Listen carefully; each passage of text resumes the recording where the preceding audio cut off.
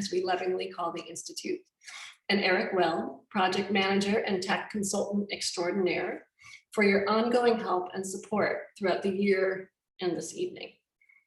The Kahn supports collaborative research among Smith and Five College faculty, Smith students, and visiting scholars, all without regard to the traditional boundaries of departments, programs, and academic divisions. It has been called an incubator for cross-disciplinary research, debate, and colleagueship. These are all vital qualities for professional growth. In these turbulent times, they form a lifeline. Each year, the Institute supports long and short-term projects. This year, I have the privilege of co-leading with English professor Lily Girton-Walker, Imagining Climate Change from Slow Violence to Fast Hope. In short, we have brought together a group of deep thinking scholars from across the disciplines to ask how climate change forces and inspires us to shift our habits of thought, representation, and communication. We believe that recognizing the slow violence of climate change is urgent work. However, clarity can prompt a retreat from the heartache and hopelessness inherent in socially and scientifically complex problems with uncertain futures. Our wish is that during this year-long interdisciplinary conversation, that will probe the magnitude of the slow violence while daring to envision and nurture the hope that turns indifference into action. With this spirit of inquiry in mind, we've invited Elizabeth Rush to join us. Now, please welcome Vanessa Adele, a sociologist and Imagining Climate Change faculty member, to introduce writer Elizabeth Rush. Hello, everyone. I'm about to introduce Elizabeth, but first I wanted to encourage you to use the Q&A function throughout this talk, and to feel free to construct questions and comments as Elizabeth is giving her presentation during the talk, and then we can read out some of them for Elizabeth to respond to directly after her talk. Elizabeth Rush is the author of Rising, Dispatches from the New American Shore, a finalist for the Pulitzer Prize in General Nonfiction, as well as Still Lifes from a Vanishing City, Essays and Photographs from Yangon, Myanmar. She teaches creative nonfiction at Brown University and is currently at work on a book about motherhood and Antarctica's diminishing glaciers. On her website, Elizabeth encapsulates her writing as work that, quote, explores how humans adapt to changes enacted upon them by forces seemingly beyond their control, from ecological transformation to political revolution. Elizabeth Rush's essays have appeared in many media outlets and journals, including the New York Times, Harper's, Granta, Creative Nonfiction, Orion, Guernica, and others.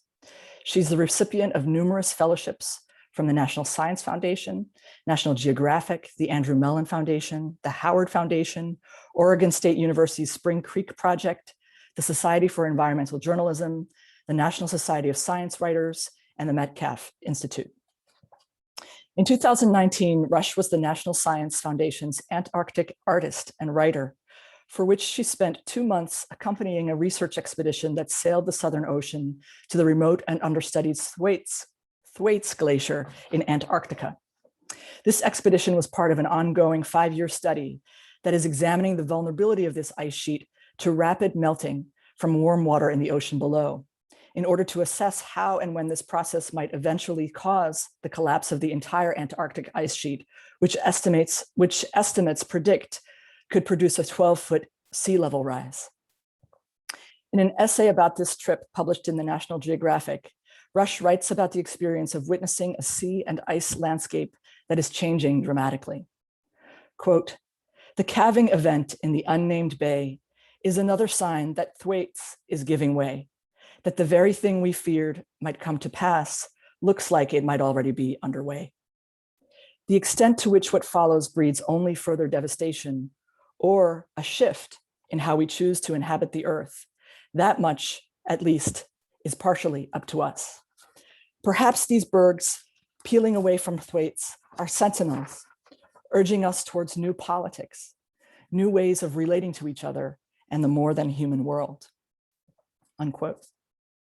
In another article published in LitHub, Rush writes of the people, especially the women with whom she shared this time and experience, describing the we in the second person. You were the hands You were hands and hearts and minds, gathering what information you could about what has happened to the planet's past so that you might better understand the future we share. Unquote.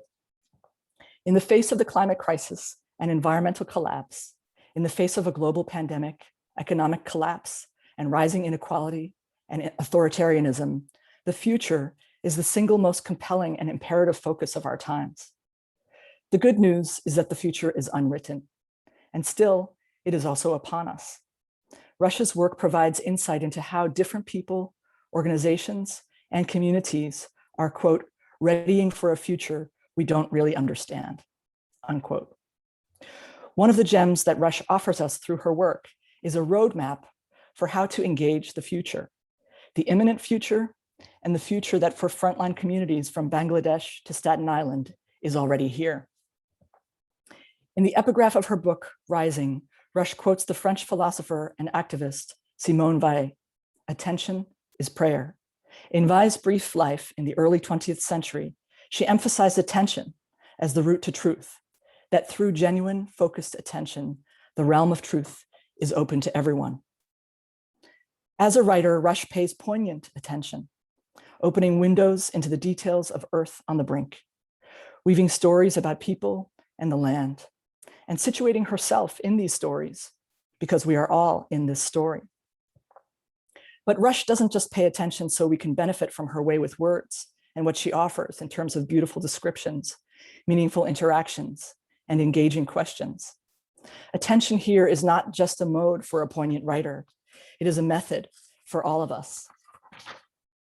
Rush's work invites us to consider attention as key to finding bridges to climate adaptation and climate resilience.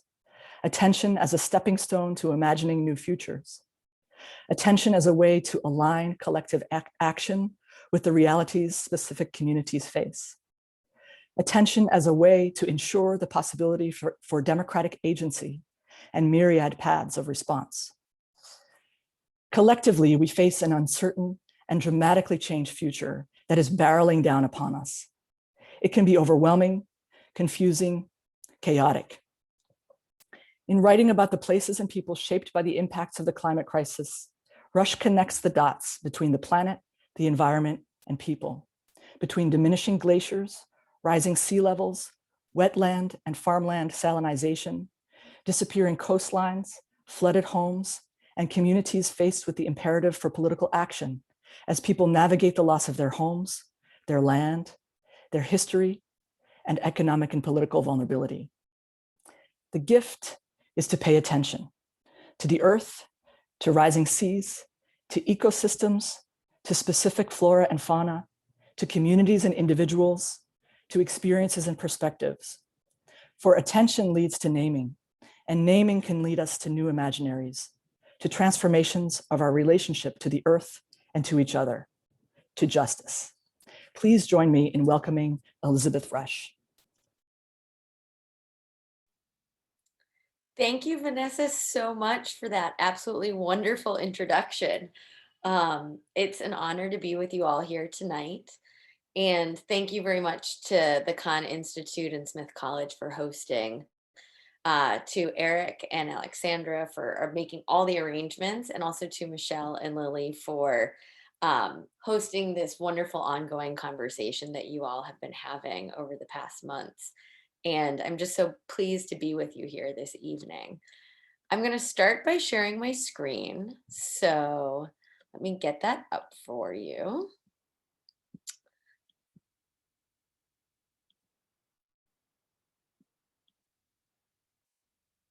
Excellent.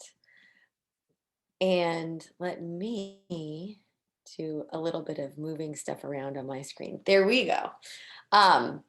So tonight I'm going to speak with you about my most recent book, Rising: Dispatches from the New American Shore, which is an on-the-ground investigation of the impact that rising sea levels are having on different coastal communities all around the country.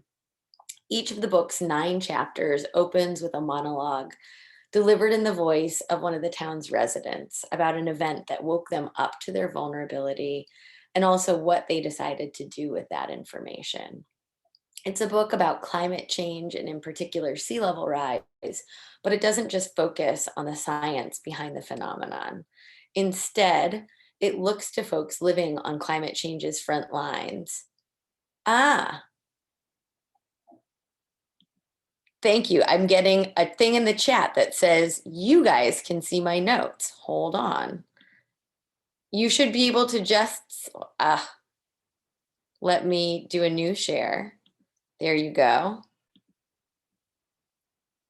Julie, did I clarify things for you? Hopefully. Sorry for that technical. It looks great. It's Great, good. great. I'm gonna make the Q&A smaller again. So it really looks towards people on climate change's front lines and asks what we can learn from them about the future that we share. I'll focus primarily on a small community in Staten Island, a place that Hurricane Sandy both undid and remade from the ground up. And by digging into the story of Oakwood Beach and also the story behind that story, how it came to be in the book in the way that it is, I want to explore a really fundamental question about whose voices have been traditionally left out of climate change discourse, and how might this crisis help us to make this conversation more whole going forward.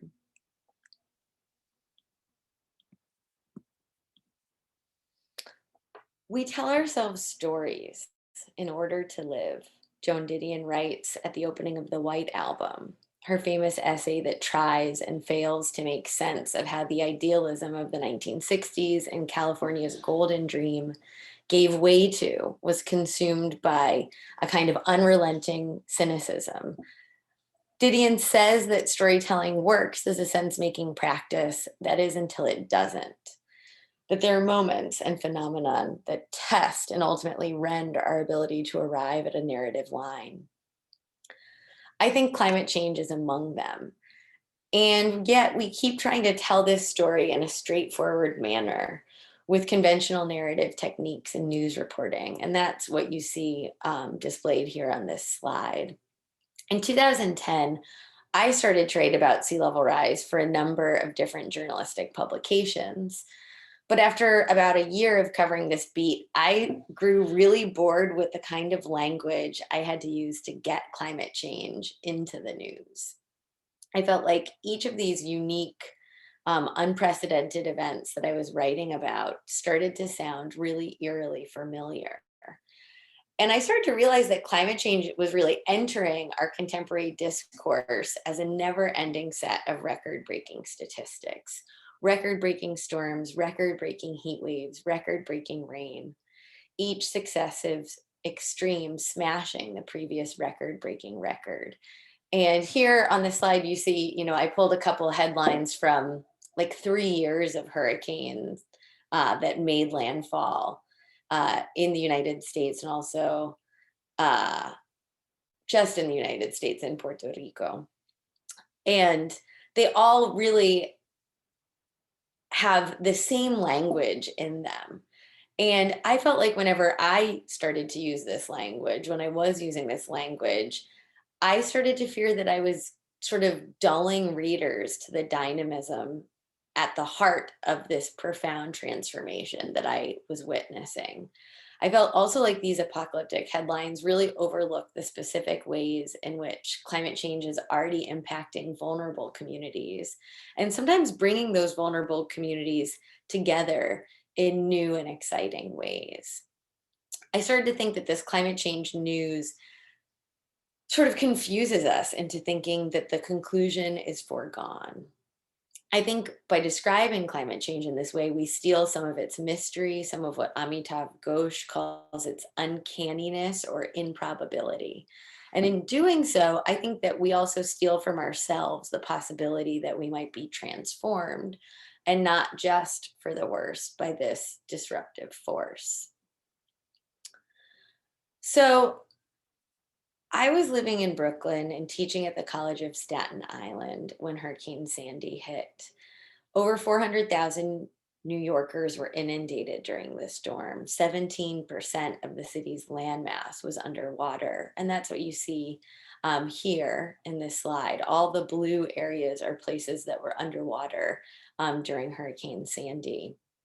But as I came to find out, and as you will come to discover if you don't already know so, the impacts of the storm were certainly not evenly distributed throughout the city. And in the weeks after Sandy, Staten Island, where I taught, really entered a state of quiet crisis. And I remember driving across the Verrazano Bridge to deliver a donation to a help center at the New Dorp High School and all along Father Capodanno Boulevard, which you see, I'm looking at my monitor here. Father Capodanno Boulevard is sort of it's on the eastern side of Staten Island, and it's that big long white line that runs through the blue area along Staten Island's eastern side. So I was driving down that street, and it's a pretty working class neighborhood. And I saw, boats smashed into these ranch houses, homes with all of their contents on the lawn pulled out to either dry out or be tossed away. And I also, as I witnessed this, I knew that many of my students actually came from that neighborhood. I started to sense that their lives had come undone in ways that I didn't fully understand or grasp. When I returned to the university, many of my students didn't actually come back to the classroom. So generally speaking, CSI students work and they attend school at the same time. And those whose homes were impacted by Sandy were often living in temporary FEMA housing in New Jersey, or they had moved in with friends and family members, sometimes, even upstate New York. And in the storm's wet wake, it became really difficult for them to both go to school and go to work. And so for many, education took a back burner to financial security. And yet when I read about Sandy in the newspaper, those stories didn't appear. And I think you could say that it was then that I knew that the coverage of the storm and everything that it gestured towards was incomplete. I wondered, where were my students' stories? Where were the stories of those who flooded before Sandy, who had already blown through their retirement savings, getting back into their flooded homes the year earlier with Irene? I began to spend a lot of time along the eastern shore of Staten Island, interviewing residents about their Sandy experiences and their long and frustrating path to recovery.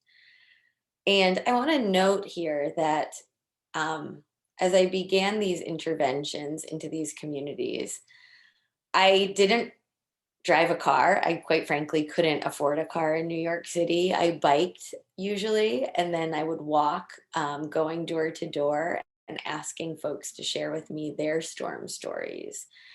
And I felt like, if I entered these vulnerable communities and was asking residents to share with me stories of what amounted to a tremendously traumatic experience, that I needed to make myself vulnerable to.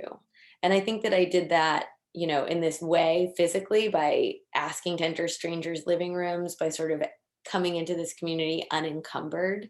But also that meant often in the conversations that I had with people, sharing a personal story about a time in my life when something or someone was hurting me that I loved and that I didn't know how to turn away from. Which is to say that I left a lot of my climate change discourse at the door and decided to engage in conversation and to listen. I started to spend whole afternoons out there in Oakwood Beach and Midland and Ocean Breeze, where residents had begun to organize to publicly ask that their homes be purchased and demolished, and that the state aid in relocation. And this surprised me more than anything else. I wondered, how was it that residents of this right-leaning, often denying, low-lying, working class neighborhood what did they know? but the rest of us did not. And how was it that they were interested in managed retreat, which quite frankly remains to be one of the most progressive, controversial adaptation strategies we have for sea level rise? So residents in these flood-prone communities that were interested in selling their homes started grassroots buyout committees, and they went door to door educating their neighbors on what a buyout could mean and how it might serve them. And for those of you who aren't familiar with this term, a buyout means that residents get pre-storm prices for their lots. Often, at least in this case, in the case of Hurricane Sandy, the turnaround time was relatively quick compared to the city's Build It Back programs. And because your home is purchased and demolished and the land returned to nature, and we can talk more about that in the Q&A, because there's, you know, a whole set of complicated things that come up in terms of what happens to these spaces once the homes are demolished, once they cease being residential. Because of this, it's the only adaptation strategy we have that really necessitates that residents permanently move away from risk, flood risk in this case. So folks who were in these frontline communities kept track of their progress through these hand-drawn maps. And I think, you know, there's something very, you can see the hands of the creators. You can see that this is a community effort by looking at these maps. And you can also see that this is then information that enters this community, information about what a buyout is. It enters it in a much more horizontal way than is commonly associated with the term. Often a buyout is a top-down process. And in this case, it was something that was really asked for by residents and sought as a kind of more just response to the flooding problem that they found themselves continually facing. Oh, that skipped ahead one slide. So I had been researching and writing about Oakwood Beach in Staten Island for a little over a year when Patty Schneider, one of the organizers of this buyout movement, invited me to a party that she was holding to celebrate her brother, Leonard Montalto, who had died during the storm. And I arrived and Patty introduced me to her niece, Nicole Montalto, and Nicole grabbed my arm and dragged me into the guest bedroom. And she said, you know, I know that you're writing a book and you will help me memorialize my father. So I'm going to tell you what happened during Hurricane Sandy. And that night, Nicole spoke for over 2 hours and I just listened to her. And I want to read briefly from her testimony, which opens the chapter on Oakwood Beach, really because I want to bring Nicole's voice into our conversation, and because, and I'm not exaggerating at all when I say this, it was her voice and her sharing this story that really taught me how to write Rising. And it taught me that these testimonies that open each chapter were absolutely fundamental to include in this project. So this is Nicole speaking. And what you should know if you're not familiar with this chapter is that Hurricane Sandy hit the day before and she hasn't been able to, she was in her house, she fled, she hasn't been able to find her father. And now she's going back to her home looking for him. I went into my house, I was screaming for my dad. Everything was upside down. The couches floated to different areas. My bed was up on the wall. The only things that didn't move were my dining room table and the filing cabinet because both were too heavy. That was where my dog took sanctuary, on the filing cabinet. My cat was sitting there on top of my bed. I didn't see my dad. I thought, shit, maybe he left. Maybe he went to someone's house. But then I thought he wouldn't leave the animals. My dad's wallet was still in his room. There was something else too that he left behind. I don't remember what it was. The wallet, that was the biggest thing. It had his money and his ID. He wouldn't have left the house without those things. Oh, I know what it was. He was on and off with smoking cigarettes. I'm the same way too. And he had left his pack at the table with a cup and a couple butts that we never smoked in the house. It's so weird to timeline things. I spoke with him on the phone. He said it was good I got out when I did, but the water was rushing in. He was on the basement stairs when he was on the phone with me. Did he come back up and smoke 2 cigarettes? Was that before or after? I saw these things that were cluing me into the idea that he never left the house. And when I started seeing those things, I went down to the basement and began screaming. I was hoping that I would hear him, but also at the same time, I wasn't. My dad's friends, once they knew who he was missing, they broke all the windows in the basement to get the water out. They started pumping the water too. People say he was down there for the pump, but I don't see how it could have been the pump because the basement was already flooded. What the hell could a pump do? When we pulled up on Wednesday morning, my father's friend told us that they had found him. My father was in my sister's room in the basement. It's tough to see this neighborhood that I grew up in, that my father grew up in, that my sisters grew up in. I mean, we spent our entire lives there being demolished. But on the other side, it's nice knowing that this is to protect everyone else and that it can't happen again. At least it can't happen to the people I know and the people I love. Maybe the government really will do the right thing and let Oakwood go back to nature. After the storm, we were like, we're moving to a hill. And I moved to a hill. By the time I was 26, I lived through 2 major floods, one of which took my father's life. Home was that house. It was my dad, it was my mom, it was my sisters. But when my dad was gone, it wasn't home anymore.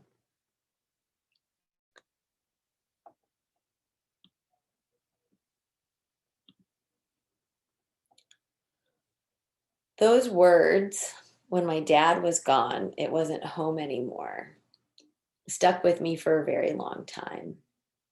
Karen Desai, winner of the Man Booker Prize for her diasporic novel, The Inheritance of Loss, said not that long ago, we talk so much about the vocabulary of belonging, but ours is an age of refugees. We need literature that is multiple in nature, that explores, for instance, the idea that an immigrant searching for home will undo our very notions of home. I think Desai's words call to us to invite new voices into the conversation, to produce literature that denies the idea that there is an official story or one clear linear narrative of any particular event. I hear in Desai echoes of the awareness that Nicole Montalto was forced into when Sandy took her father's life. Nicole's story is one of profound dislocation, of looking for her father and by extension her home where he ought to be, and discovering that not only is he not there, he is nowhere. It's this discovery, I think, that would untether her from her childhood home and play a really significant role in fueling Nicole and Patty and many of their neighbors to advocate for and eventually win the right to pull up their roots and relocate in. But I also think in order to get a fuller picture of why residents of these neighborhoods would ask that their communities be broken apart, it's also pretty imperative to reach back in time. So on the left-hand side of your screen, you see a detail of a United States Geologic Survey map from 1900. And anything that's this slightly darker shade of blue is an area that was zoned as wetland, and as such was considered unfit for human use. And you'll see the eastern side of Staten Island has a lot of wetlands, as does the western side. And those of you that are familiar with New York City know that the big wetlands on the western side is where Fresh Kills landfill, one of the largest landfills in the entire world, is situated. So that tells you a little bit about how we value wetlands and what we choose to put on top of them often. the deeper I delved into New York City's past, the more this pre-urban landscape kept bubbling up and started to say to me, speak to me, as a real marker for determining our present day predicament. And it's not just in terms of topography, but also demographics. So those who have historically lived atop our most flood prone land are not necessarily millionaires. I certainly, when I started this project, when I started writing about sea level rise, I thought I was going to write a lot about second homes in wealthy neighborhoods. But it turns out often those most socially and financially vulnerable live atop this really pre-existing flood-prone land. So the second image, you see social vulnerability mapped atop flood risk in Staten Island. And the most flood-prone areas of Staten Island are inhabited by those deemed, medium to high risk socially. So I think it's important to note that the trauma experienced in this neighborhood during Sandy didn't begin on the night of October 30th, 2012, though that night did prove to be particularly violent. And it made social vulnerability, sort of rendered it visible. So on the third image, you see Sandy inundation. And then on the fourth image, that's a map showing the 24 deaths on Staten Island that occurred during Sandy. More than half the people who died during the city during the storm, in the city during the storm, died on Staten Island. And the overwhelming majority of those folks died standing atop land that was previously zoned as wetland. So these traumas certainly contributed to the idea that these neighborhoods, once so beloved, had started to cease to offer the comfort that we often think of as being synonymous with home. The storm itself and its devastating impact brought residents of the forgotten borough together, and they started to advocate for a more equitable recovery strategy. For them, the word retreat, which usually implies defeat in a military setting, started to sound more like relief from this flooding that had long defined many of their lives. So for a long time, I didn't know what to do with Nicole's story. I remember going home after the celebration of her father's life and transcribing our conversation word for word. And it sat on my desktop in a folder labeled Oakwood Beach Interviews for years. I felt that there was nothing I could do as a writer that would really add to anything that Nicole had said. But then, 4 or 5 years after that conversation, I ran into the work of Svetlana Alexievich. Probably more like 3 or 4 years after. I ran into the work of Svetlana Alexievich, and in particular, her book, Voices from Chernobyl, which tells the story of the nuclear disaster and its aftermath entirely from the perspective of those who lived through those events. And when I read her work, I began to understand just how powerful it is when someone speaks in the first person about an event that would ultimately change the trajectory of their entire lives. So many people have asked me about the process behind the creation of the testimonies or dispatches that ground Rising. And those questions have led me to think a lot about what distinguishes my work from more traditional journalism. And I think the answer really has to do with where the writer's responsibilities lie. A traditional journalist is often responsible to their readers. Their job is to inform public discourse. As I was writing Rising, and as I spent, extended period of time in these flood-prone communities, I felt like my responsibility was to the interviewee, to the speaker of the testimony. I wanted to make sure that I was getting their voice and their story correct. So once I had a transcription, I would often cut out about 95% of the text until I got to what felt like the emotional heart of the story. And at that point, I would then share the draft with the interviewee and ask for their feedback. And, it was really scary to share Nicole's testimony with her, but I also knew that I didn't want it to be part of this book if she didn't want it to be part of the book. And if she wanted it changed in significant ways, then I wanted to work with her to realize those changes so that it became something that she was proud of.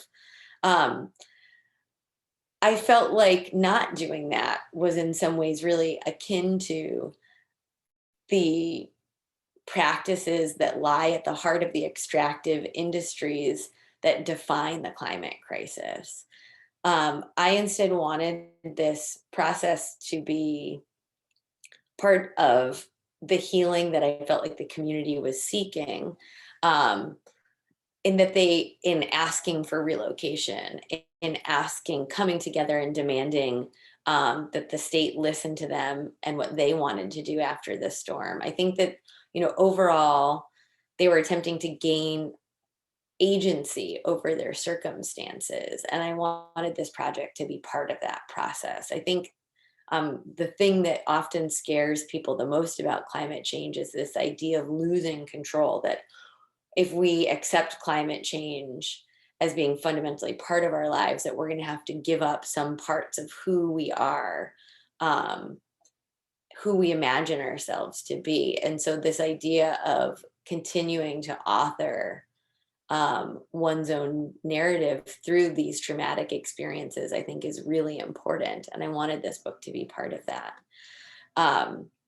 So I edited the piece, sent it to Nicole. Nicole edited it, sent it back to me. We went back and forth a couple times until she felt like it represented her storm experience. Which is to say that I don't think of these testimonies as an example of giving voice to those who've existed on the margins of history. I think these people have voices of their own. Instead, for me, this creative enterprise meant really handing them a microphone. So the more I've worked on this project, the more I learned that resiliency means really different things in different places.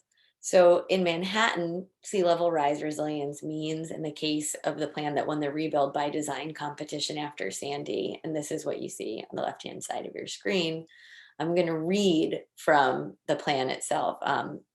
They say it means landscaped berms with seagrass and habitat supports, levees that double as skate parks and amphitheaters, seawalls that support pop-up cafes and passive recreation. Well, in Staten Island, resiliency meant something entirely different. It meant taking out a second mortgage on your storm-wrecked home with mold creeping up the walls. It meant scrubbing the mold off the walls yourself, as John Hijnacki did down at the VFW. And you see in this photo, there's sort of two colored bricks. All the light colored bricks are bricks that they scrubbed because they sat beneath the water. And when the community came back, they were covered in mold. It meant waiting months, sometimes years, for the city's Build It Back program to lift your home. Resiliency in Staten Island meant getting shorted on your flood insurance claims by FEMA in one of the largest scale examples of fraud in the federal agency's history. So here, these unjust circumstances and the history of flooding in the neighborhood brought residents together to make demands for a fair storm recovery going forward.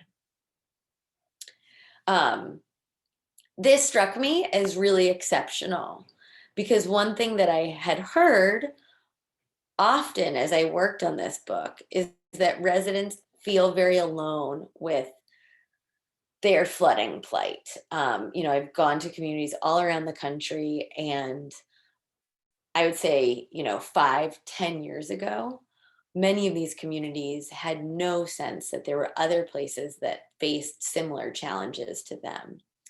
And in the absence of any shared information, folks often try to respond to flooding at a deeply individual level. So they lift their homes up on stilts, they surrounded in sandbags. I've seen hand-built walls out of brick and mortar. The image on the right-hand side of the screen is from Houston, Texas. Kristen Massey attempted to wrap her ranch home in heavy-duty plastic sheeting after shelling out over $130,000 to repair it, and back-to-back floods over Memorial Day and Tax Day in the years prior to Houston, prior to Harvey, so that when Harvey came, she knew she was going to flood. She ran out to Home Depot, spent like $6,000 on this individual attempt to safeguard her home. And she would learn what I think many are becoming increasingly aware of, that these individual flood fixes fail. When I met Kristen Massey, she was, for the third time in 3 years, living in temporary housing with her husband and 2 children. So during the same decade that I've watched the United States inundated again and again by record-breaking storms, another also incredibly powerful phenomenon has simultaneously started to unfold. All across the country, community-led flood survivor groups started popping up. Certainly in the early, like 2010 to 2013, 14, I started to see them pop up on Facebook primarily. There was Residents Against Flooding in Houston, Low Country Flooded States of America in Charleston, a community voice in New Orleans. The list goes on and on. And often these groups formed in anticipation of a storm, and they were formed around sort of the idea of sharing information at the local level around where to get sandbags, things like where the shelters were, what the latest weather predictions were. And then once the floodwaters receded, the shift of these groups often focused to the recovery process, everything from which contractors were least likely to rip you off to how to file a flood insurance claim. But the really cool thing is that these individual flood groups are joining together. So Higher Ground, a nationwide coalition of flood survivors, started in 2017, and already their membership is up to over 100,000 people in frontline communities. Every month, these community leaders from each of those communities get together via Zoom. They were doing this before the pandemic. By now, they're total Zoom pros, to discuss sort of what they've learned as they've attempted to adapt to flooding in their community. And in addition to connecting frontline communities to one another, Higher Ground also connects these communities to pro bono legal and scientific counsel. So they've helped file lawsuits against unlawful wetlands development, against unjust use of flood pumps during storms. They've appealed development permits and housed large-scale educational forums to inform residents in their communities about underlying infrastructure issues that exacerbate flooding, and also talking about the role that climate change plays in amplifying their pre-existing vulnerability. And it's really this kind of network that I felt was fundamentally missing when I started to write Rising. And the extent, I can't explain to you the depth of gratitude I have for the work that they do, and how much joy it actually fills me with to see them doing this work. I should say, I don't often mention this, but I donate a percentage of all of my speakers' fees to Higher Ground. Harriet, the main organizer, recently informed me that those donations helped a community secure a buyout worth over $70 million, which is pretty exciting. And I'm now working with frontline flood survivors to write op-eds of their own. So in this way, as Rising continues to radiate out in the world beyond me, it's also helping to serve the communities that fundamentally made it what it is. And that is just an incredible thing to be a part of. And I'm happy to talk about that in the Q&A as well. So eventually Governor Cuomo listened to the residents of Oakwood Beach, and over the course of a couple of years, over 600 homes were purchased and demolished alongside the eastern side of Staten Island. And a couple summers ago, I went back to Oakwood Beach and met with the 3 community leaders who had secured a buyout for their communities. All lived within 5 miles of their original homes, up the hill and out of the floodplain. And so we met at their favorite seafood restaurant, and they told me that thanks to the 5% closing bonus that the state and city offered, 80% of the residents remained on the island. Which is to say that the buyout itself didn't shatter the community. It also didn't lead to the hemorrhaging of property taxes, which are the 2 things that are most often feared with a buyout. Residents still had the same butchers, the same grocers, they still hung out on the weekends. The main thing that had changed was their vulnerability to flooding. There was one other change that I also noted. When I asked what they thought of the new flood wall that was being built along the eastern side of Staten Island, Joe Tyrone's response really surprised me. He said, "That's only a temporary fix. The seas are rising and it's going to give people a false sense of comfort." I spent a lot of time thinking about what moved him and many of the community members of Oakwood Beach from climate change denial to acceptance. And I'm fairly certain that it wasn't flooding that generated that change. Many folks had been reticent to speak about how climate change exacerbated their flooding problem. But once they got to choose how they wanted to adapt, once they saw that climate change wouldn't necessarily mean the end of the things they treasured most in their community, I think that was when local leaders began calling out climate change as one of the most significant factors that instigated their move. So in my mind, I think we only need to look to Oakwood Beach for evidence of the electric possibility that climate change can also awaken in us. When communities long made vulnerable by existing structural inequalities are also directly impacted by the climate crisis, I think it can awaken an awareness of vulnerability, and also, more importantly, that that vulnerability is shared at the local level and increasingly at the state and national level. This realization, I think, brought residents of Oakwood Beach together, demanding access to one of the most progressive sea level adaptations techniques that we have.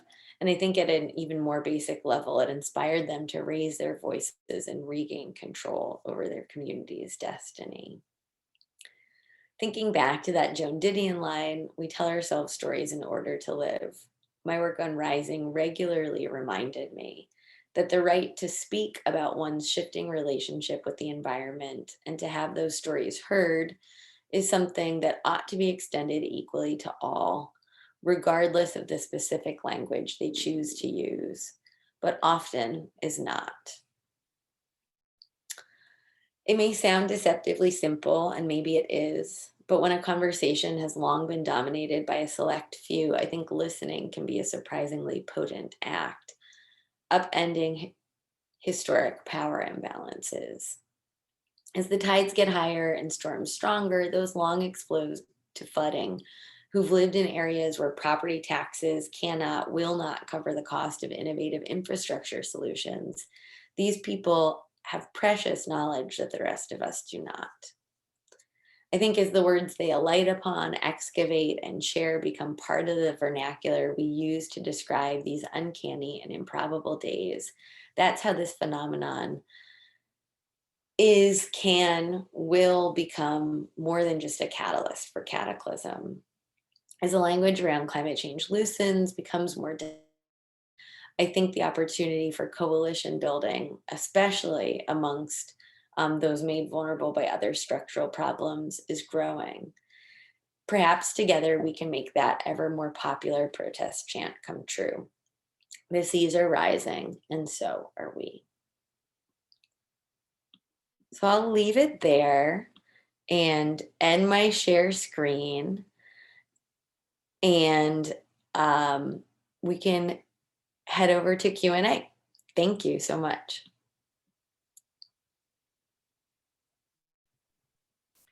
Thank you so much, Elizabeth. Very compelling research and writing and presentation. Looking at the questions and answer and the Q&A. Lou Brownstein asks, do you think there's any possibility of communities embracing buyouts before they experience tragedies? It's a great question. I think the short answer is yes, but it also means a couple things have to happen, I think, before that's possible. So one, at the most basic level, we just need to start having a national conversation around buyouts as a possible sea level rise adaptation strategy. 10 years ago, it was impossible to have that conversation. In the past 2 to 3 years, I've seen it start to pop up more and more in the newspaper. It often appears in the newspaper when communities, especially interestingly, California, which we tend to think of as being like a pretty progressive state in terms of climate change adaptation. There have been some public conversations in California around buyouts as an adaptation strategy, and many coastal communities there are really digging in their heels and saying like, no way, no how, we're not going. But that is, I think, in part because that is information that also, got brought into those communities through a statewide master plan and didn't enter the communities in like a horizontal way that we saw, that I was talking about in Oakwood Beach. So I think there needs to be a more robust conversation around buyouts. But it also, we have to be very careful around how it's framed, because if it starts to sound like an imperative, people get really defensive really quickly. So that's sort of a bad example of a way of thinking about how the conversation is expanding. There's also a couple of places that are doing a better job of it. There have been some experiments in the Carolinas where it's actually not even implemented in practice yet, but it's being talked about at the state level. One thing that we have that complicates this issue is that if you have a mortgage and you live in the floodplain, you're required by law to have a flood insurance policy. Those policies are heavily subsidized. And you may have seen a couple weeks ago, we're starting to have, Chuck Schumer recently came out against removing the subsidies of those policies because it'll price out low to middle income folks in flood prone communities. We had the same conversation like in 2012 around the Bigger Waters Flood Act, which ultimately didn't make it through Senate for this very reason. So there's been talk, this is so wonky, but there has been talk around essentially going to flood prone communities and saying, we're happy to continue to subsidize your flood insurance if you agree, if you flood in the next storm and circumstances are such that there are a lot of parcels that have flooded alongside one another and it makes sense perhaps not to rebuild these homes, that you would consider being part of a buyout. In exchange for that, we'll continue to subsidize your policy. So essentially, it's not forcing people out in the present tense through financial inability. It's getting them the option to opt in to potentially being bought out in the future and linking that to continuing to receive a subsidy for their flood insurance. It's a little coercive and it's a little bit agent building at the same time, right? It like gets you time to wrap your mind around the fact that this is coming, as opposed to forcing you out through financial circumstances in the present tense. So that's a way of thinking about addressing it that doesn't necessarily have to be tragic, though often those storms that finally unlock the funds for the buyouts are. And then there's the third option. There's a third sort of example that's happening in Louisiana, which I think is really fascinating. Louisiana, which anytime I go back to Louisiana, I haven't been for a couple of years. Whenever I go back, I'm struck just by how low-lying that state is. Like, it is not an exaggeration to say that the southern fourth of the state has like turned into a kind of lacy palimpsest, where there once used to be sort of contiguous wetlands and like substantial land. It's really become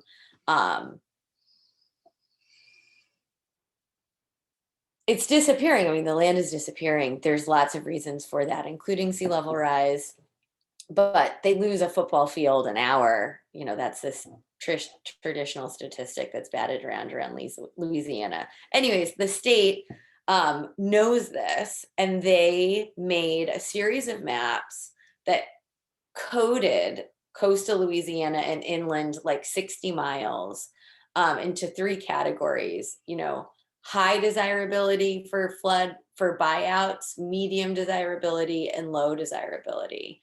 But they knew that if they rolled these maps out in these communities in this way, just sort of top down, here's a map.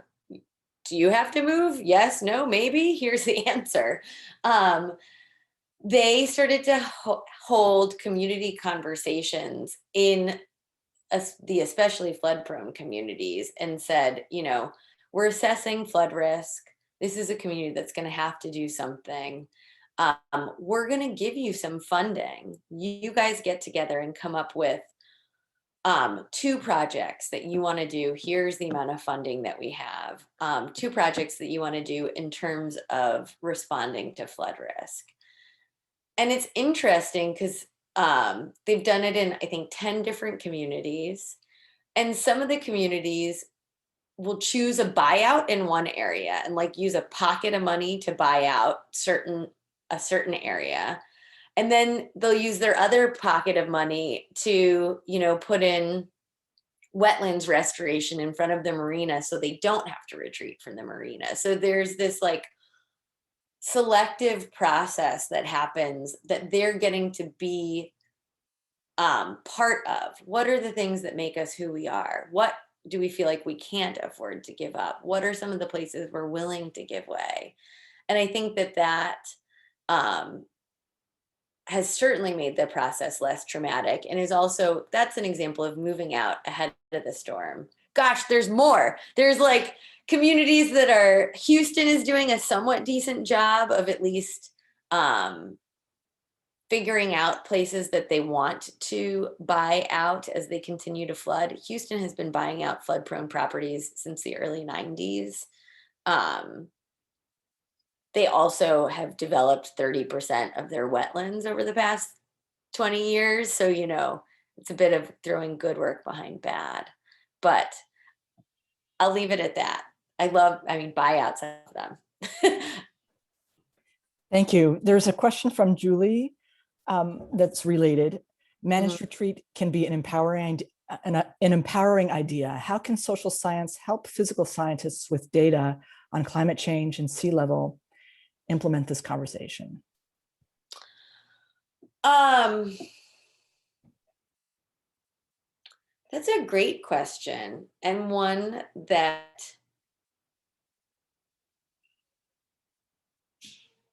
I don't think that we're having. I have to think about it. How can social science help physical scientists with data on climate change and sea level implement this conversation? One thing that I do see is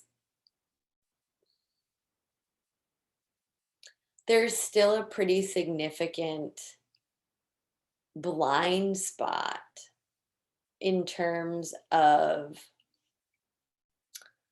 like physical sea level rise adaptation solutions, be it managed retreat or I think even less with managed retreat, but more often you see it with like flood walls and physical sort of infrastructure solutions, the human element often gets lost. And I think there is a sort of attention to the wonkiness. Oh, we're going to design for 9 feet, or we're going to design for 10 feet. And you can forget that there are people living behind those flood walls. You can forget pretty easily that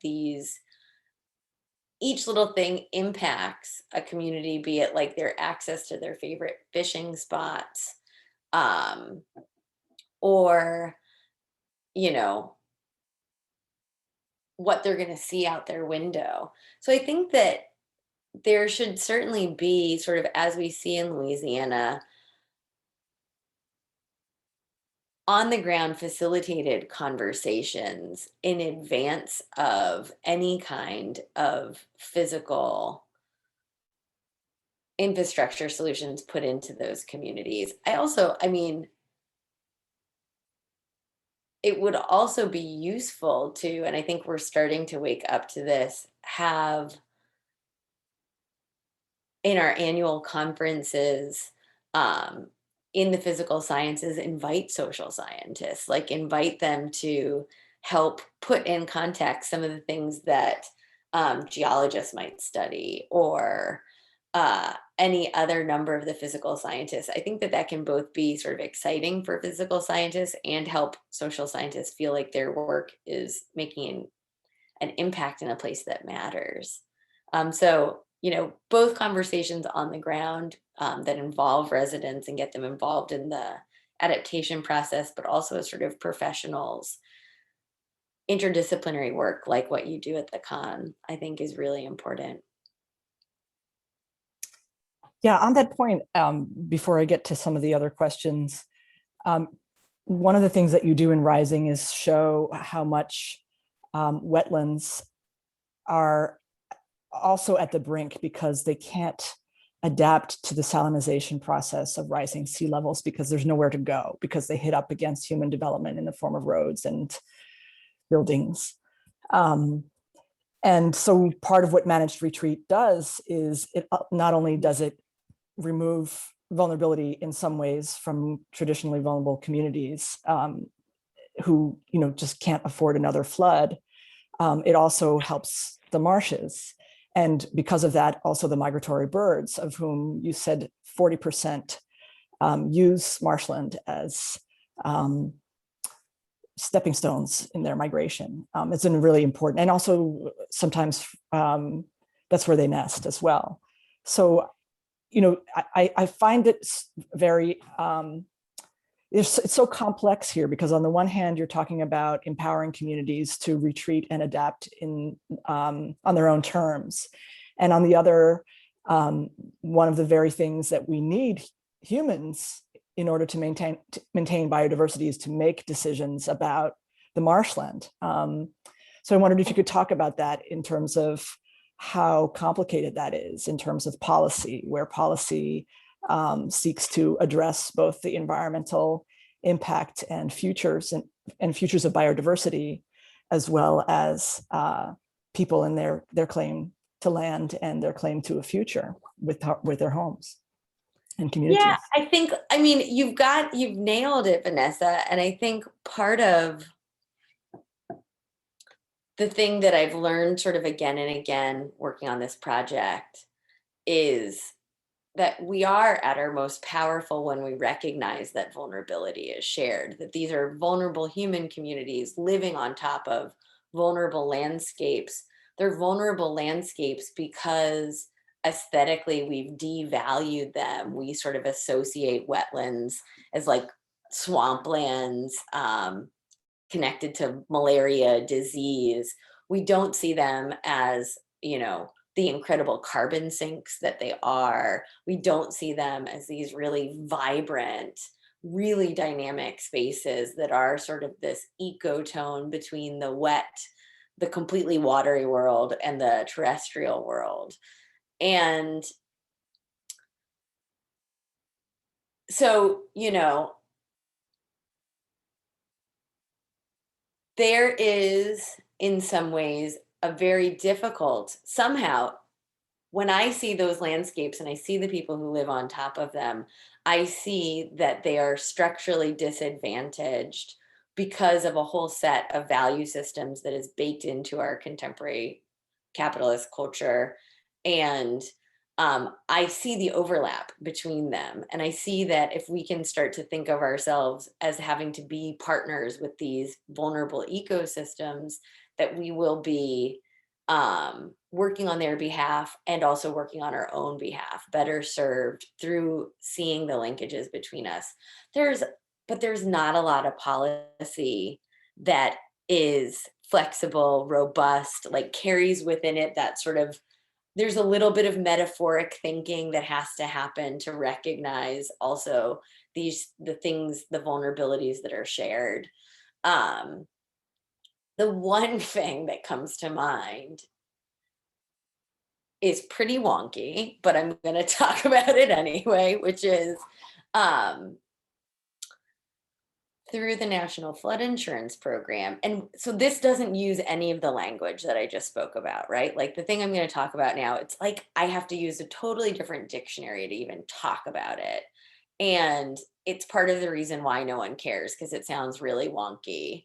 And there's not a lot of cultural translation between this kind of policy and the public. So no one cares about it. Not no one, but very few people care about it.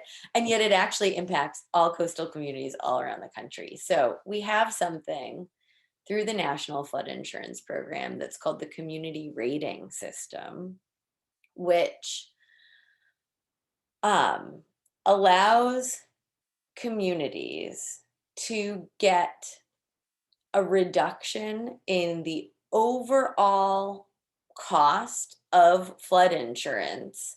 So let's say that they can pass on to, I'm not even gonna finish that sentence, that they can pass on to the people that live in that community if they implement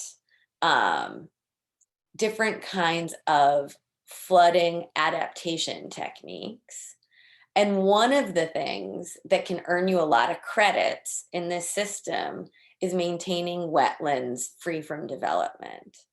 So there is actually a financial impetus to not develop in wetlands and also to undevelop wetlands, in that if you have these open spaces that really act as buffers during storms, that provide green space, that provide habitat space, they double, triple, quadruple duty in terms of all the good they bring into the community.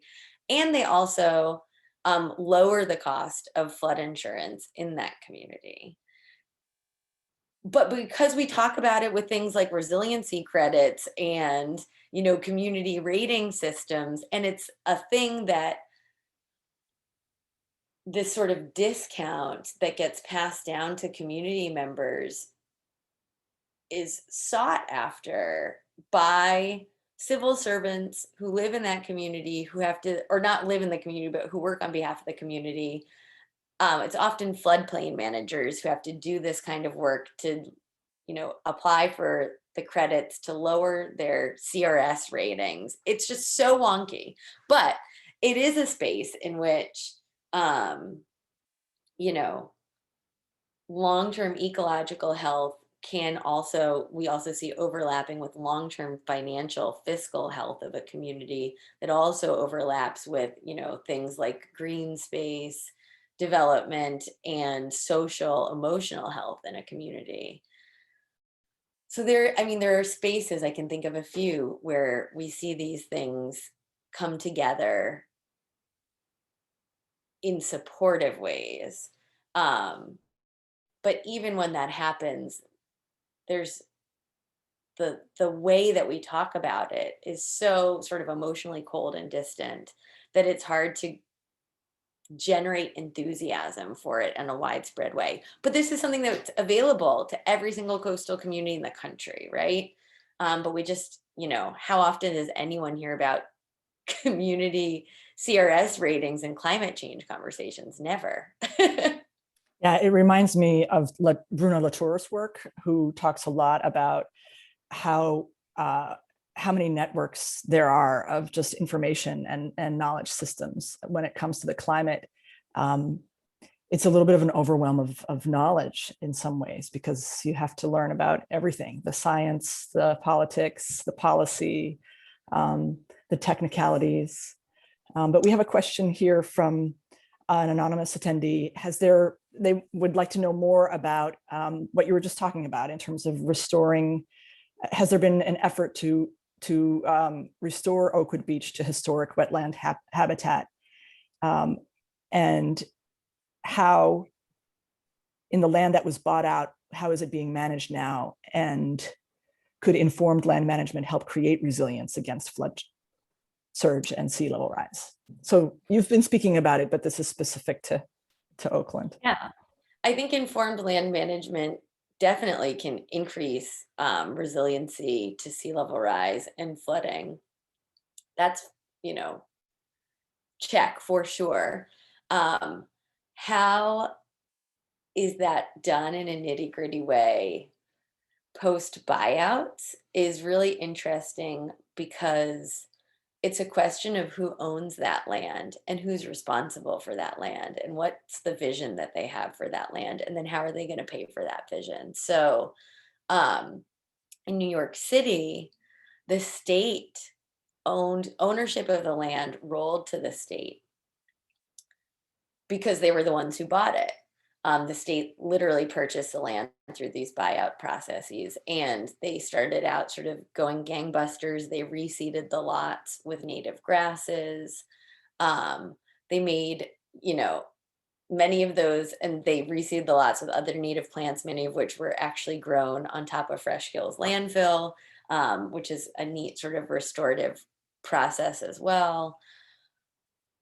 But they also have to maintain the roads while there are roads until every single person leaves that community. And there are a couple holdouts who were not part of the buyout. A buyout is 100% voluntary as it happens. I wonder what will happen in 10 years. I mean, so far eminent domain is not being used, but there are a couple holdouts. So the state simultaneously has to maintain a little bit of the infrastructure, which was not what they wanted. They wanted to buy out all the parcels and then do away with maintenance of the infrastructure, do away with the roads, do away with the electricity. It's a tremendously costly, not tremendously costly, it has a cost to maintain the community.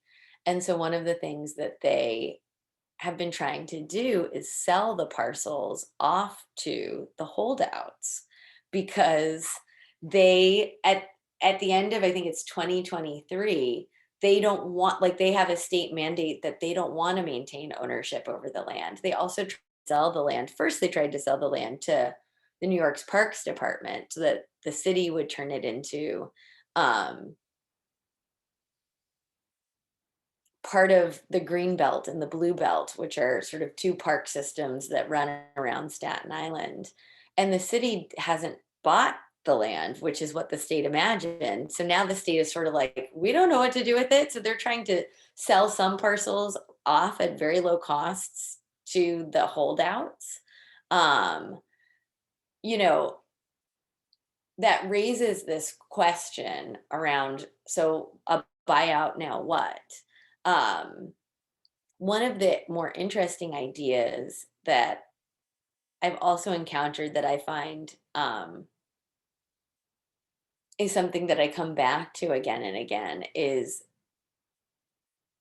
what if we were able to start to think of buyouts not just as losses, but opportunities to build, let's say, like a gigantic national park that wraps the entire coastline? What if we start to think of them as an opportunity to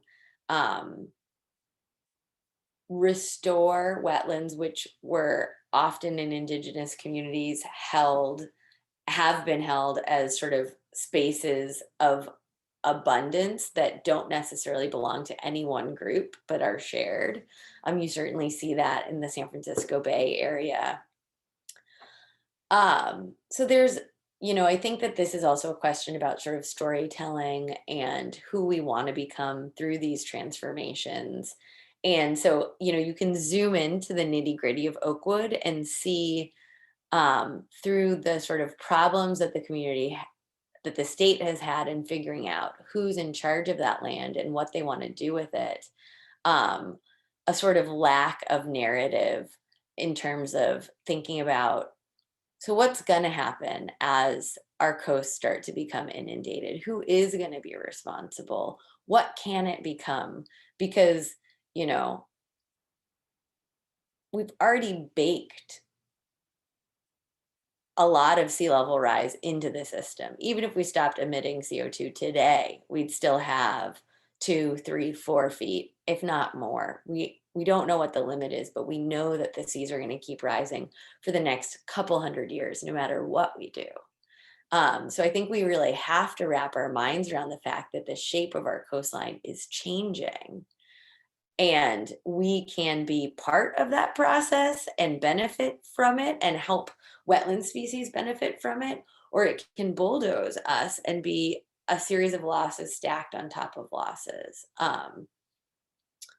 So, I think I'm proposing sort of two very different lenses. One, to sort of recognize all the tiny little minutia problems that come with a buyout when you zoom deep into it on one level, and then a zoom out lens, which can also help you recognize some of the possibilities that these kinds of changes make available if we think about them collectively as, a problem that faces not just this community of Oakwood, but all of us. A question that's related to what you're saying is an anonymous attendee asks, based on your experiences with communities, what is the biggest misstep you see policymakers, especially local and state, making? How can they be better advocates in state houses and actually fulfill their mandates? I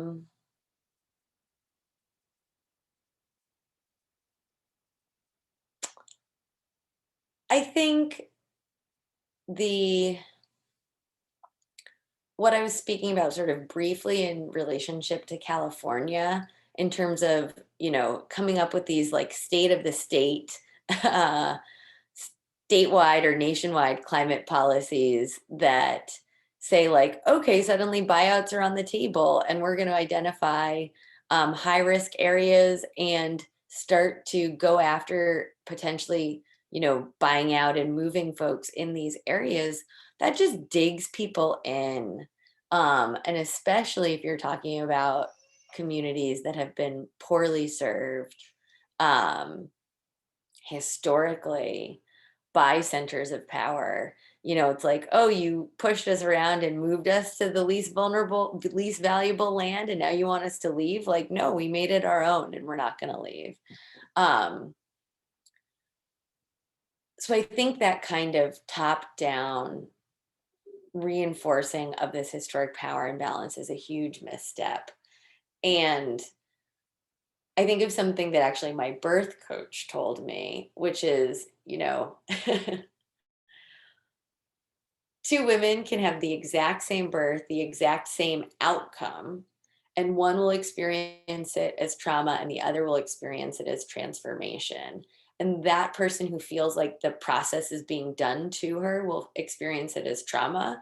And the one who gets to make a lot of small decisions along the way will experience it as transformation. And I think that, really gets at the heart of some of the missteps that we see. We need to have small, bite-sized decisions that individuals or communities can make along the process, along the road towards these larger scale transformations that they're being caught up in, instead of sort of waiting for the traumatic storm and then saying, this is what you have to do, or, you don't have options. It's sort of rot in place or move. So I think,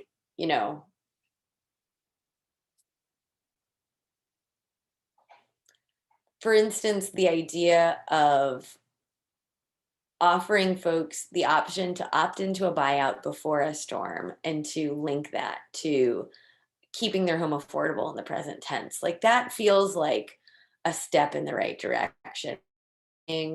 Um, thinking of Norfolk, Virginia, the city has started to tie uplands development of the most desirable parcels of land to the earning of resiliency credits. So if you want to build on top of the hill, you have to earn resiliency credits locally. And one of the ways you can do that is by helping someone with a continual flood problem move away from flood risks. Then you see this sort of interesting partnership between business interests, the continuation of the community and its development, and also helping folks who want to move away from flood get to a space that's safer for them. So yeah, those seem to me like small incremental decisions that can be opened up in a community as they continually adapt to flooding, as opposed to sort of always in the storm's wake. Excellent questions. Great questions. There are a couple of questions about gender. Julie asked, why the Zoom that you showed of, I think it was Higher Ground, organizing across the nation, why it was all evidently all women. And Zufan asks, are there differences and distinctions between financial literacy among working class men versus women? And how does that affect financial equity in the buyout systems? I can't tell you why. Higher Ground is not all women. It is more women than men. I can't actually tell you why, because I don't actually know, but my assumption would be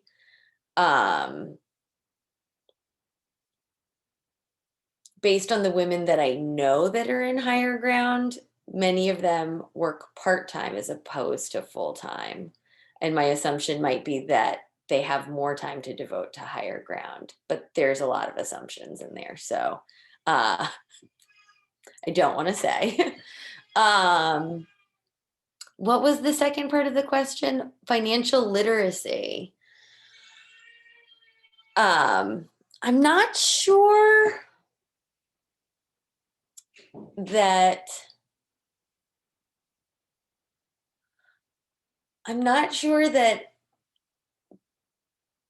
I know the answer to that question either. What I do want to say about financial literacy is that communities that I see actually achieving what they want in terms of more equitable flood adaptation strategies often have someone in them who has a certain kind of financial real estate policy-based literacy. So one thing that we see in terms of thinking about who gets access to buyouts and who doesn't, often the communities that get them are communities that have a devoted floodplain manager. And in areas where you have a devoted, they're often poor pockets within a community that has a devoted floodplain manager. So they're poor pockets in communities that have an overall higher wealth base. The really poor communities in really poor areas don't often get them. And the really wealthy communities don't often seek them because they can sort of personally design their way out for the time being. So I'm not sure that I can speak about gender and financial literacy, but that there is a certain bar that a community has to jump over in terms of talking the talk to ultimately be able to access the funds that are unlocked after a disaster, if that makes sense. It's wonky, it's really wonky, and you need someone who speaks that language in order to have the community get access to the funds that they need. So I'm just going to stick one last question in there, Okay. and we do want to wrap it up. In a chapter in Rising, you write that we have to become more comfortable with uncertainty. And you mentioned an interaction you had where you wondered about those who had lived during the plague and that they were probably uncertain about their future prospects. And it jumped out at me as I was reading, and I thought, oh, this is an interesting pre-pandemic paragraph. Yeah. How do you see the pandemic as shaping all of this? Our engagement with the climate crisis. Yeah. Well, one, I think the pandemic reveals the same kind of structural inequalities that the climate crisis reveals. It just did it really quickly in a different time frame. You know, people were, I don't know, I don't want to totally generalize, but I felt like people were sort of shocked that Black and Brown communities last year were experiencing much higher infection rates um, than wealthy, affluent white communities. And to me, it's like, no, that's the same thing that we see with climate change. Communities that have pre-existing vulnerabilities are going to be vulnerable during these crises in numbers that are really revealing. So I think, you know, in some ways that narrative has become much more commonplace. And I hope that, I think it is also then more easily translated into the conversations we have around climate change, because we've become more familiar with this idea, sort of vulnerable going into the storm, more vulnerable coming out of it. But on the question of sort of uncertainty, it's hopefully, I think, shown us that we can and do make really profound changes when we need to. And that there can be incredible gains made through those profound changes, that things that you didn't know you were missing out on are suddenly enriching your life in new ways. So, you know, I know we're all tired of Zoom. I know we're all tired of being in front of computer screens all the time. But I also know that, you know, as trying as it is to have a family and be a working person and do all those things at the same time, you know, that there's also a certain amount of gratitude some folks feel, especially if they have a steady job and have the things in place that support them in a day-to-day way, that, you know, it's also brought with it some gifts. So, you know, I like to think of being adaptive and resilient is also a muscle. And if you flex it, you get better at it, you get stronger. And I think that we've all had a, you know, life altering ability to practice these things, to do these things in real time over the past year. And hopefully that'll make us more confident that we can adapt to some of the really profound changes demanded by the climate crisis. It's a beautiful answer. Thank you so much. Thank you so much for your time, Elizabeth, and for your presentation. My pleasure. And thank you everyone for joining today. Yeah, thank you. This has been wonderful. Thank you for your excellent questions. And I really appreciate the time you took to spend the evening with me. So thank you.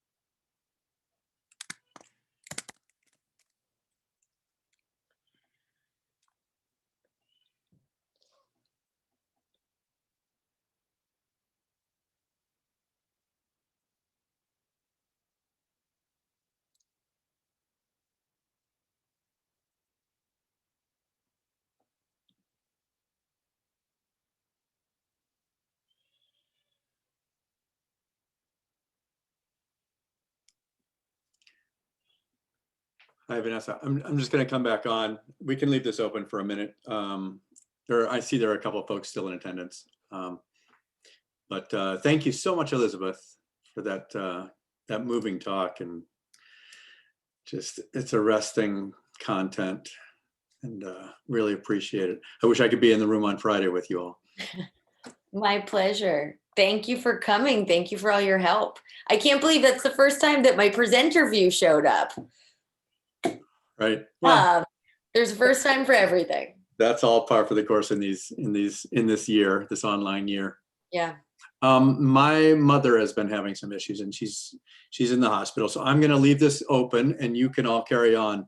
And when you end it, it'll just end me too. But I'm going to mute out and then go and take care of other things. So thank you again, and we'll talk to you all soon. Good luck, Eric. I'm sorry to hear that. Thanks. Thank you. My pleasure. My pleasure. Wonderful questions. I'm excited for Friday. Yeah, great. Thanks so much. So much to think about. I love how much you're weaving together. And I love how I you're was like, yeah, wetland species. Yeah, I mean, it's hard to hold on to all of it at the same Yeah. time. I mean, I think that's one of the most challenging things for everybody is I teach a sociology of climate change class, and part of the issue is just trying to cover all of the